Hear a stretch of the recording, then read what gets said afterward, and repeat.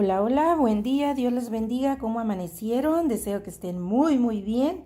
Estamos concluyendo la lección de esta semana, es corta, 3 temas nada más, y el primero pues fue sobre el matrimonio, el segundo fue sobre la relación de padres e hijos, y terminamos, acuérdense que había, además de los hijos y la madre, las esposas, porque había esposas sin hijos, ¿no?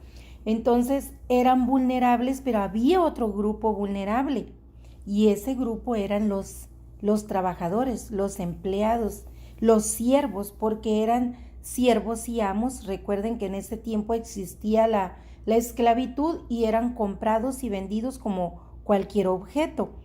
Afortunadamente todo ha cambiado. Sin embargo, dirán ustedes, ¿y entonces por qué estamos viendo estos temas? ¿Por qué los estamos mirando? Porque a pesar de que cuando surgió la iglesia primitiva, los apóstoles de Jesús hicieron una gran revolución de las ideas, de las costumbres y tradiciones que la población tenía, tanto judíos como griegos, pero en la actualidad hay todavía en la actualidad la mayoría de las familias y la mayoría de los empleadores o patrones o jefes, como se llamen, no están tratando, así como los esposos y esposas no están caminando en el modelo de Dios, la mayoría, son muy pocos los que están caminando en el modelo de Dios. La relación de hijos y padres tampoco está siendo agradable a los ojos de Dios, sino de algunos cuantos. Pues igual la relación de jefes, patrones con sus empleados, de igual forma es ofensiva a Dios, al modelo de Dios. Por eso vamos a ver también eso, porque los que no son patrones quizás son empleados. Entonces es bien importante que conozcamos, porque la Biblia tiene respuestas para todo y soluciones para todo. Y ya vimos cómo caminar bien como parejas en el modelo de Dios. Ya vimos cómo ser buenos hijos y buenos padres en el modelo de Dios. Ahora vamos a ver cómo ser buenos empleados, pero también buenos jefes, independientemente de la posición en la que te encuentres. Quizá te encuentras en un puesto de mando en tu empresa, en la empresa donde tú trabajas, quizá tienes personas a tu cargo. Entonces es bien importante entonces conocer qué es lo que dice la palabra de Dios al respecto. Y entonces esta clase se va a llamar relación entre siervos y amos, de acuerdo a la escritura bíblica. Ahora sería patrones y empleados, o no sé, empleadores y empleados. Pues vamos a ver, vamos al libro, al libro de la clase, y dice, les leo una vez más. Pablo fue en contra del orden establecido. Específicamente en este pasaje se dirigió a la relación en aquellos tiempos de esclavos y amos. En la actualidad sería de empleadores y empleados. Es por todos conocida la situación que los esclavos vivían en aquellos tiempos. De hecho, el filósofo Aristóteles mencionó unos 300 años antes, había desarrollado una teoría acerca de la esclavitud, partiendo de que la misma era natural, ya que según él, algunos nacían para mandar y otros para ser mandados. Ojo, cuando yo estudiaba, hace ya muchos años, claro, pero no muchos, porque aunque soy una persona grande, hace algunos 6 años yo todavía trabajaba y asistía a congresos, a seminarios que se nos daban, y en muchas ocasiones yo escuché esta frase que dicen, el negocio no es para todos, por ejemplo, o no todos van a tener el don de mandar, porque algunos nacieron para servir.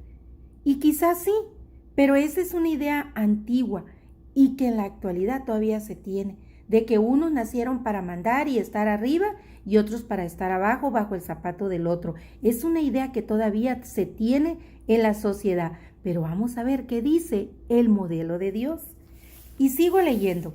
El filósofo griego sostenía que los esclavos eran herramientas vivas que no se diferenciaban, disculpen mi trabalenguas, que no se diferenciaban de los animales. Vean en qué posición se ponía esos seres, que no se diferenciaban de los animales y que naturalmente Sus cuerpos se distinguían de los hombres libres, pues estaban preparados para la servidumbre. ¿Quiénes eran los hombres libres? Pues los amos, los que mandaban, ¿verdad?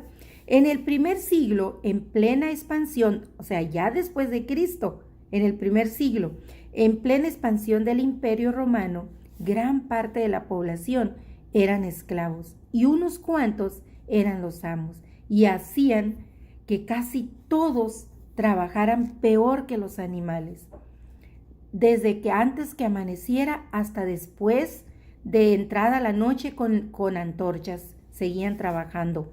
No tenían leyes que los protegieran y sus amos tenían poder absoluto sobre ellos, pudiéndolos incluso matar a golpes sin sufrir ninguna consecuencia.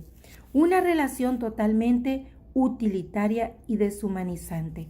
Quizá usted, mi hermano, se esté preguntando, ¿qué tiene que ver eso con la vida espiritual? Sí tiene que ver mucho, mi hermano, porque de esa forma tan cruel como eran esclavizados los seres humanos en el primer siglo y en la actualidad todavía, con otras formas, hay otras formas de esclavitud ahora, pero también, mis hermanos, Satanás así está esclavizando a la sociedad, de esa forma. Y hay quienes creen que para eso nacieron, que nacieron para la rumba, para la tomadera, para el vicio. Hay quienes creen que así, que porque el abuelo, el papá fue así. ¿Por qué creen así? ¿Por qué piensan así? Porque Satanás los tiene esclavizados. Entonces es bien importante que conozcamos la historia, porque nuestro Señor Jesucristo vivió la historia. Además de la escritura bíblica, hay una historia paralela de los apóstoles y de nuestro Señor Jesucristo. Podemos investigar también, si queremos saber más de la vida de los personajes bíblicos, también la podemos encontrar en la historia antigua, buscando, ¿verdad?, esos libros. Pero es bien importante que entendamos esto, porque de tal forma nos esclaviza el pecado también. Continúo leyendo. En medio de esa realidad, el apóstol Pablo se dirigió primero a los desdichados, a los pobres esclavos de ese tiempo. Bien podemos imaginar a estos escuchando el nuevo modelo que Pablo les estaba presentando, ya que la nueva fe era abrazada tanto por los amos como por los esclavos. Filemón, por ejemplo, Filemón fue uno de ellos. Filemón y Onésimo tuvieron una relación de amo y esclavo. Y recuerden que Pablo envió una carta. ¿Se acuerdan? Juntos convivían en comunidad. Se puede decir que el nuevo modelo de relación que Pablo sostenía era una manera de abolir la esclavitud en aquel tiempo. Ya a los corintios, Pablo les había dicho que un esclavo convertido a Cristo era libre en él y su amo era un esclavo de Cristo. Eso lo pueden ver ustedes en 1 Corintios 7:22. Déjenme lo busco.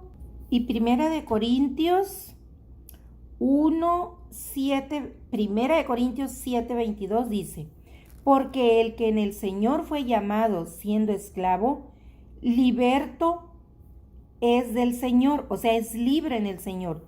Asimismo, el que fue llamado siendo libre, esclavo es de Cristo. Ya no somos esclavos de nuestro amo, sino ahora somos esclavos de Cristo, ¿verdad? Pero es libre. Todo aquel que es nacido de nuevo es libre. ¿Libre de qué? De la esclavitud del pecado. De eso es libre. En aquellos tiempos, pues eran libres de su amo, ¿verdad? Los esclavos eran liberados de trabajar para un señor terrenal. Pablo les hizo ver que su trabajo era directamente para Cristo, su verdadero Señor. De esa manera el apóstol elevó a los siervos a una condición humana nunca antes considerada. Y para cerrar el planteamiento, Pablo llamó a los amos con un imperativo: haced un trato igualitario donde Cristo fuera tenido por el único Señor y no ellos como amos, dejando de utilizar los métodos acostumbrados en aquel tiempo por los amos sin Cristo, que eran esclavizadores y maltratadores, incluso como leímos anteriormente, hasta morir, ¿verdad? Por contraste, entendemos que al pedirles que dejaran las amenazas sobre los siervos, Pablo también tuvo muchos enemigos por esta situación, Pero Pablo no tuvo temor de ir a defender a los más desvalidos, que eran en ese tiempo, en aquellos tiempos, las esposas, las madres, los hijos, principalmente las hijas y los hijos que nacían con alguna discapacidad, y los siervos, ¿verdad? Los esclavos. Pablo llamó a los amos a que les dieran un trato de respeto y de justicia, libres de amenazas sobre los siervos. El apóstol Pablo puso a los siervos y amos en un mismo nivel ante Dios. Siervos y amos sometidos unos a otros en el temor de Dios. La obra redentora de Cristo se refleja en la vida laboral también, hoy día, en las empresas. Un empleador que es hijo de Dios no podrá tratar de la misma forma a un empleado, de la misma forma que lo hacen aquellos que no conocen al Señor.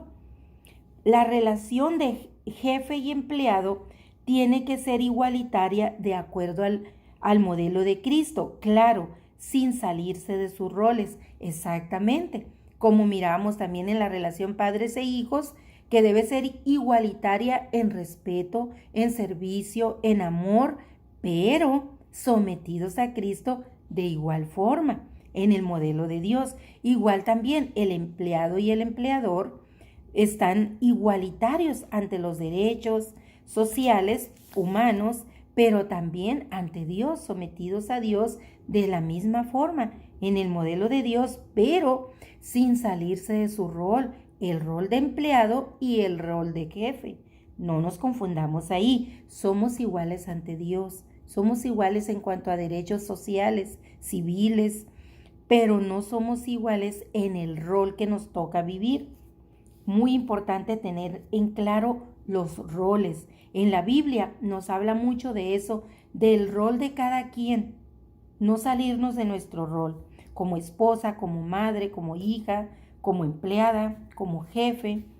Entonces continuó leyendo y dice, repito, la obra redentora de Cristo se refleja en la vida laboral cuando los dueños o jefes superiores y empleados, contratados y subalternos siguen los principios bíblicos de la sumisión, el amor y el servicio unos a otros.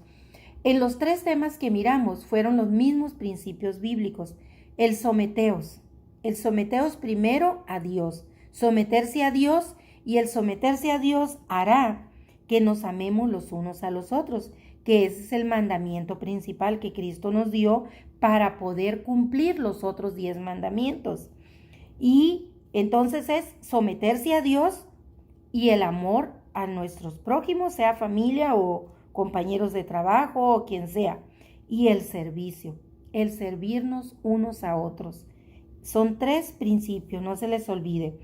El someteos, eso refleja el respeto entre nosotros. Por eso nos debemos de someter a Dios. Nos sometemos a Dios y entonces podemos aplicar los 3 principios: el respeto, el amor y el servicio.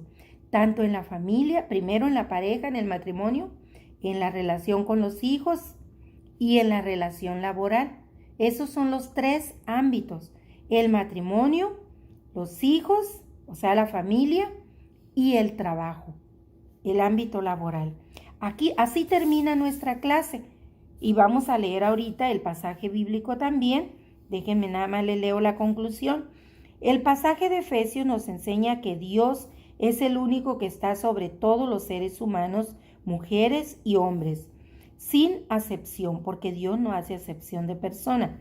Que la nueva naturaleza en Cristo y llenos del Espíritu demanda de nosotros una nueva manera de relacionarnos con nuestra pareja, con nuestros hijos si los tenemos, y con nuestros compañeros de trabajo y nuestros jefes, en todos los ámbitos de nuestra vida, de la vida cotidiana, ya sea dentro o fuera del hogar.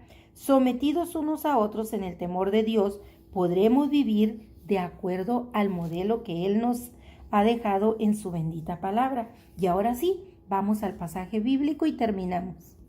Aunque algunos versículos ya los miramos, en esta clase nos manda que leamos todo el pasaje, más bien todo el capítulo 6, se los voy a leer y ahí terminamos. Hijos, obedecer es Efesios capítulo 6. Hijos, obedeced en el Señor a vuestros padres, porque esto es justo. Honra a tu padre y a tu madre, que es el primer mandamiento con promesa, para que te vaya bien y seas de larga vida sobre la tierra. Y vosotros, padres, no provoquéis a ira a vuestros hijos, sino criadlos en disciplina y amonestación del Señor. Hasta ahí habíamos ya leído.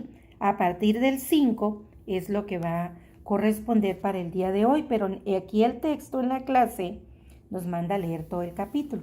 Dice el 5: Siervos, obedecer a vuestros amos terrenales con temor y temblor, con sencillez de vuestro corazón, como a Cristo, no sirviendo al ojo, como los que quieren agradar a los hombres, sino como siervos de Cristo de corazón, haciendo la voluntad de Dios.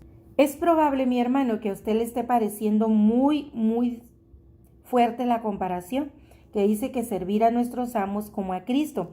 No, en realidad no es que estemos comparando a los amos como a Cristo. Es como en el hogar. Dijimos en la clase antepasada que el hombre, la autoridad que Dios puso en el hombre en el hogar, era como un representante de Cristo en el hogar. Entonces, igual, cuando nosotros servimos a nuestro jefe o a nuestro patrón, lo tenemos que hacer con los mismos principios, con amor, con respeto y con buen servicio.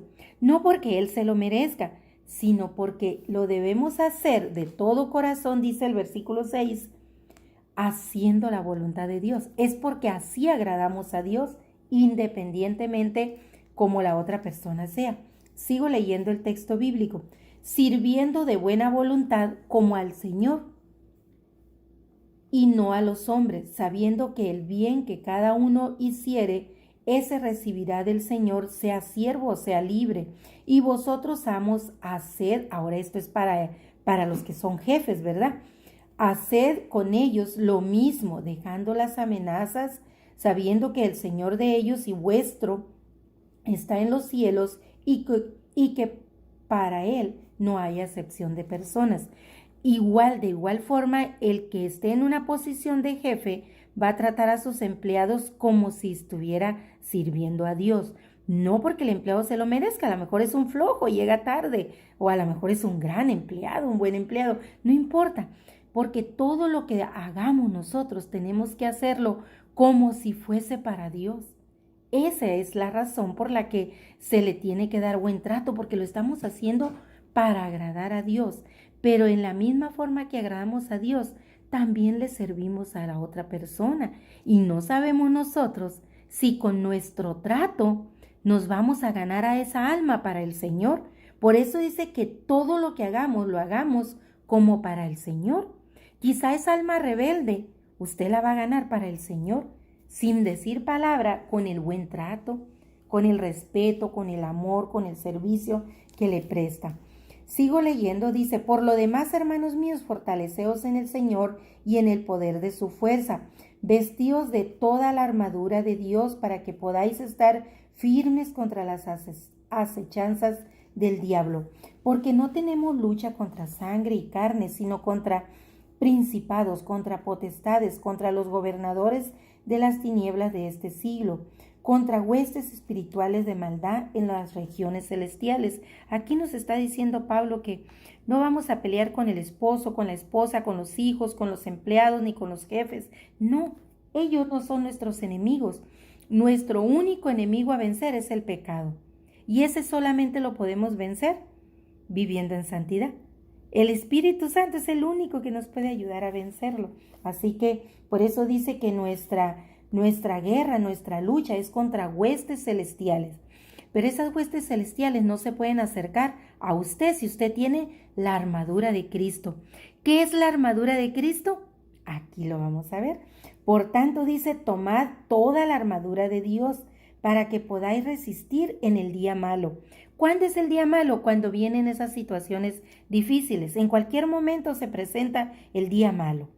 Dice: y habiendo acabado todo, estad firmes. O sea, cuando ya el problema pasó, seguir firmes en la fe, que no nos tumbe, no nos separe de Dios del problema. Estad pues firmes, ceñidos vuestros lomos con la verdad. ¿Qué es la verdad, mi hermano? La palabra de Dios. Y vestidos con la coraza de justicia. y calzados los pies con el apresto del evangelio de la paz. Sobre todo tomad el escudo de la fe, con que podáis apagar todos los dardos de fuego del maligno, y tomad el yelmo de la salvación y la espada del Espíritu, ¿qué es lo que nos protege? Aquí está la palabra de Dios, versículo 17, capítulo 6 de Efesios. Si quiere usted volver a leerlo, sigo leyendo. Orando en todo tiempo con toda oración y súplica en el Espíritu, y velando en ello con toda perseverancia y súplica por todos los santos. Así debemos de vivir los hijos de Dios, porque nuestra guerra no es contra las personas con las que tenemos ese problema, sino que en ese problema tenemos que acudir al Espíritu Santo, pedirle ayuda, recordar pasajes de la palabra de Dios. Esa es la coraza, el Espíritu Santo y la palabra. Esa es la coraza, esa es la armadura de Cristo, la armadura de Dios. Es eso, el Espíritu Santo, la fe y la palabra. Con esas tres, usted va a enfrentar esas huestes de maldad que todos los días le están tirando dardos para hacerle caer. Y así usted se va a mantener. Y cuando el día malo o el problema pase, dice, permanecer firmes, que nada nos tumbe. Y sigo leyendo. Y por mí, a fin de que al abrir mi boca me sea dada palabra para dar a conocer con denuedo el misterio del Evangelio, por el cual soy embajador en cadenas, que con denuedo hable de él como debo hablar. Es Pablo aquí terminando la carta a los Efesios. Recordemos que Pablo estaba preso, por eso habla que está encadenado pero con denuedo, con fuerza, aunque Pablo está en el día malo, está encadenado, prisionero en una mazmorra, pero él está con el denuedo, o sea, con el ímpetu, con toda la intención de hablar a las iglesias, ¿verdad? De enviar estas cartas para que mejore la relación con Dios, para corregirles en lo que van mal, utilizando, claro, el Evangelio. Dice, por el cual soy embajador, él es embajador del Evangelio. Nosotros, una vez que fuimos redimidos y salvos, somos embajadores también y tenemos esa obligación de llevar el Evangelio a los demás. Entonces dice Pablo, para que también vosotros sepáis mis asuntos y lo que hago, todo os lo haré saber. Dice Tíquico, hermano amado y fiel ministro en el Señor, el cual envía a vosotros para esto. Tíquico fue el que llevó la carta, ¿verdad? A los Efesios, no existía el correo, fue el que llevó la carta a los Efesios. Y posteriormente vamos a estar viendo la carta a los Filipenses, que es muy bonita también. Pero vamos a terminar aquí con Efesios. Y dice, el cual envía a vosotros para esto mismo, para que sepáis lo tocante a nosotros y que consuele vuestros corazones. Paz sea a los hermanos y amor con fe de Dios Padre y del Señor Jesucristo. La gracia sea con todos los que aman a nuestro Señor Jesucristo con amor. Fíjese cómo le dice Pablo, con amor inalterable. Amén. O sea que Pablo les está diciendo que nada modifique ni cambie ese amor por nuestro Señor Jesucristo. Ningún problema nos puede separar. Como les dijo a los romanos, ¿se acuerdan? Que a los romanos les dijo ya en el capítulo, creo que en el 8 creo que fue, que les dijo que nada nos puede separar del amor de Dios. Pero si se fijan, Pablo les está aplicando en su vida los principios bíblicos que nos está pidiendo que apliquemos nosotros. Porque Pablo, por amor a los Efesios, a los Gálatas, a los Romanos, a los Colosenses, a todos los que les envió cartas, ¿verdad? Por amor desde la prisión, no importa cómo él esté pasando, él está en el día malo, pero no importa, él tiene la fuerza y la voluntad de enviar esas cartas y pues tiene a sus fieles que le ayudan, que están pendientes de él. Y aprovecha quizá cuando lo visitan para enviar esas cartas, como a Tíquico, que lo mandó a Éfeso, después mandó a Timoteo, a Tito. Entonces vemos ahí pues a los fieles servidores también de Pablo, a sus discípulos que él entrenó, que él discipuló en el Evangelio y que ellos continuaron la obra cuando Pablo fue sacrificado.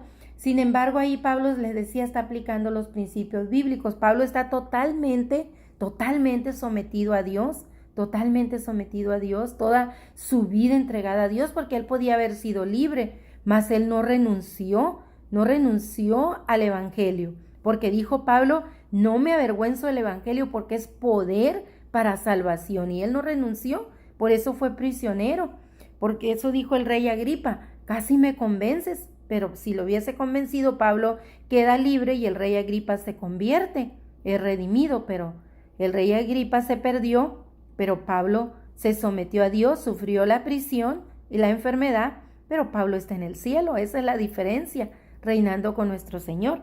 Entonces nosotros también como Pablo tendremos en nuestra vida días malos, pero sometámonos a Dios. Y al someternos a Dios no vamos a perder el amor por el prójimo, aunque nos hagan daño, aunque nos ofendan, no vamos a perder el amor por ellos. ¿Por qué?